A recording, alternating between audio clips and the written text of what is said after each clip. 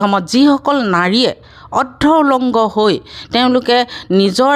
viewers পাবৰ বাবে এটা লাইক কমেণ্ট পাবৰ কাৰণে নিজে ভাইৰেল হ'বৰ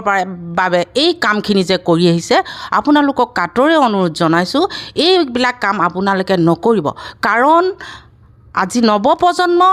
বিশৃংখল হৈ গৈছে এনেকুৱা ধৰণৰ পোষ্টবিলাক পায় নেদেখা বস্তু দেখিবলৈ পাইছে তেওঁলোকে আমি আচলতে অসমীয়া নাৰীসকল আবুৰত থাকিব লাগে আমি সদায় আমাৰ নিজৰ দেহটো এক্সপ'জ কৰিবলৈ আমি জীয়াই আছোঁ নেকি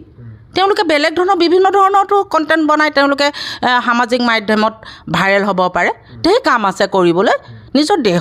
দেহটো এক্সপ'জ কৰি তেওঁলোকে কি ক'ব বিচাৰিছে তেওঁলোকে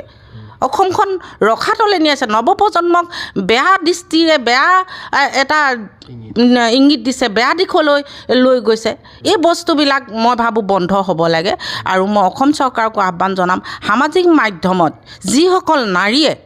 এনেকুৱা ধৰণৰ কামবিলাক কৰি আছে আচলতে দেহ ব্যৱসায় কৰিবলৈ তেওঁলোকক বেলেগ এটা প্লেটফৰ্মৰ প্ৰয়োজন নাই বুলি মই ভাবোঁ তেওঁলোকে সামাজিক মাধ্যমটোকে এটা দেহ ব্যৱসায় কৰিবৰ কাৰণে তেওঁলোকে সেইটো এটা প্লেটফৰ্ম সাজি লৈছে তেওঁলোকে তাতে কাম কৰিছে আচলতে মই ভাবোঁ মই ইংলিছতে কৈছোঁ প্ৰষ্টিটিউট এনেকুৱা তেওঁলোকক আপোনালোকে বিনা অনুমতিত তেওঁলোকক আপোনালোকে আঙুলিটো টাচ কৰিব